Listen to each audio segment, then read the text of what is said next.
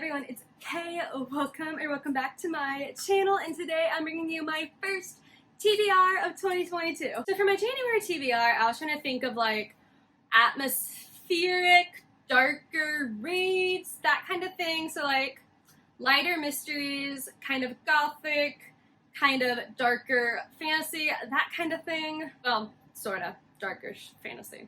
But that's beside the point. So I have a bit of historical fiction, a bit of gothic, that kind of thing. Let's jump right into it because I'm so excited about these reads I have to show you today. So first of all, I'm so excited to even be saying this, but I'm going to be joining one of the book clubs started here on BookTube, and that's Jenine's from The Story Ain't Over, her Read in Color book club.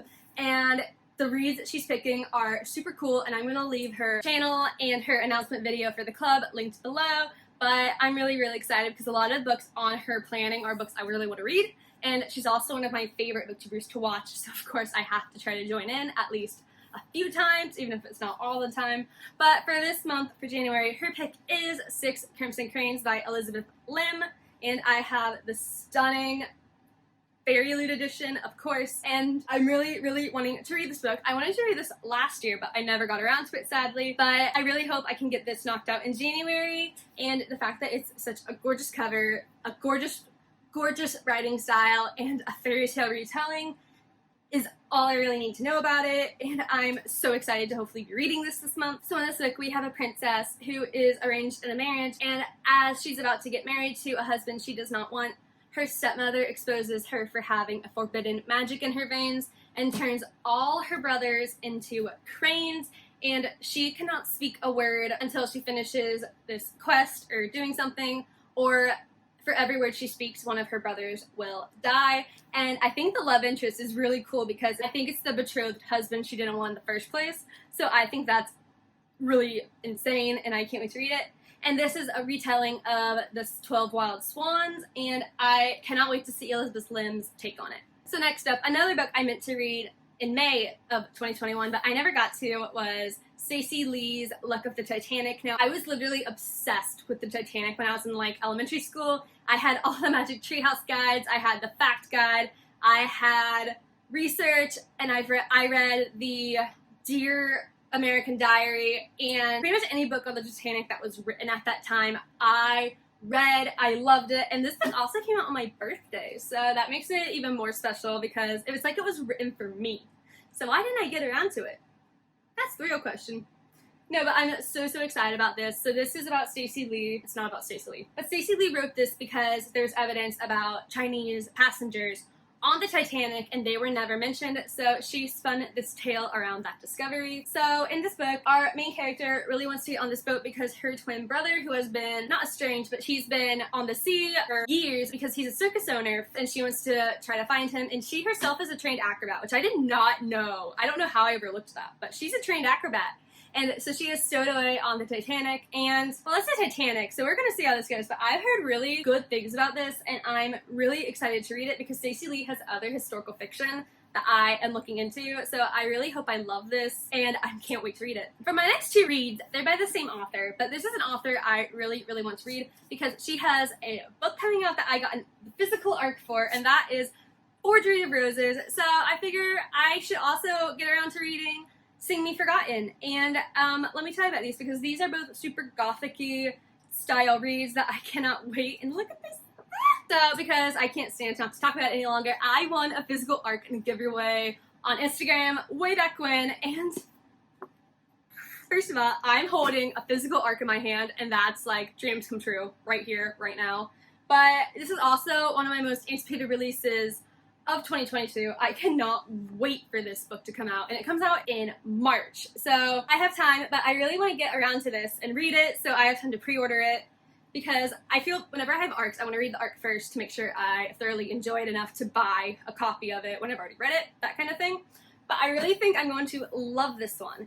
So I want to get it read early enough to where I can just pre-order it and hype it up for the next 2 months. So this book has probably one of the coolest premises I have ever read about. So this girl, when she paints a portrait, sheer portraits can alter people's physical appearance, and that is a talent people will kill and steal and blackmail for. So she tries to keep this a secret, obviously, because her parents are gone and her younger sister is relying on her and she has to keep her safe. However, the governess's wife one day discovers her talent and threatens her that she will expose her unless she paints a portrait in order to resurrect her dead son. Do I even need to say anything else?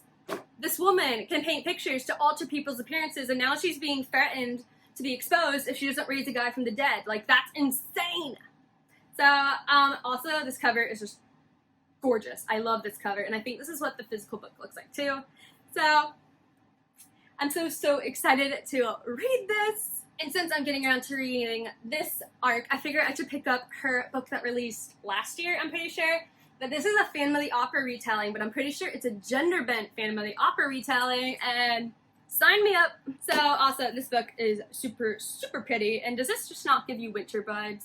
Does this not just give winter vibes? It does. Okay, so I've just figured out that Jessica Olsen just has an insane imagination for unique magic. Okay, this is like going to be an insane Phantom retelling. So in this book, we have a girl who was cast aside at birth because she has the magic to manipulate memories when people sing. And she was saved and taken in by the opera house's owner, but she has to stay hidden away and isolated. You know what, a phantom. However, she ends up breaking this rule of staying hidden when she hears a guy sing in a voice that she has never heard before, but also in his memory, she finds a way to escape this prison she has been raised in. However, this price of freedom she has seen a glimpse of is a steeper price than she could imagine. And this just sounds amazing, and I cannot wait to read this. Yes, I say that about everything, so of course I can't wait to read it. Why else would it be on a TBR? But this just sounds so good and wintry and atmospheric, so I'm just really excited. And last but not least, this book never made it onto a TBR last year, but this is probably one of the most beautiful covers of a 2021 release that I have seen, Fairy Loot aside, obviously, but it is The Lost Apothecary. Like, this book just looks gorgeous, and we have a dual timeline, mystery, and perhaps a light bit of fantasy, but I'm not completely sure. So our two timelines are in the 1800s. There's an apothecary women can go to when their husbands are being abusive or cheating on them, or if they just want to escape. And the Lost Apothecary offers them a solution and poison to solve their problems in their marriage, if you will. And then 200 years later, there's a woman who discovers a aged vial of something, and she ends up linking it to a long string of unsolved murders that took place back in the 1800s, and she herself is reeling from her husband's infidelity and betrayal. So now she's beginning to discover there's a link between her and this long lost apothecary, and somehow within this, her fate ends up being bound to our characters of the 1800s, and this just sounds amazing. And the cover, again, is absolutely gorgeous. I love this cover, and I cannot wait to get my hands on it for just some atmospheric, wintry vibes, because this just to me looks like winter. Even though there's flowers and stuff, it's the dark purple, I think, but I'm just really excited. So that is it for my January TBR, my first TBR of the year, and I'm so excited. Like, look at these. They're beautiful. Let me know in the comments what book you are most excited to start the new year with. What book in January do you really want to read? Or what was your first read of 2022? I don't have one. I'm in the middle of one right now, but I've not had one yet. So I would love to hear what you guys have been reading so far in January. And if you want to see more of me, my social medias are linked below. And if you want to join my little bookish community here on YouTube, hit that subscribe button and stick around for more bookish shenanigans. Until next time, I'm Kay. Thank you so much for watching, and I'll see you next time. Bye!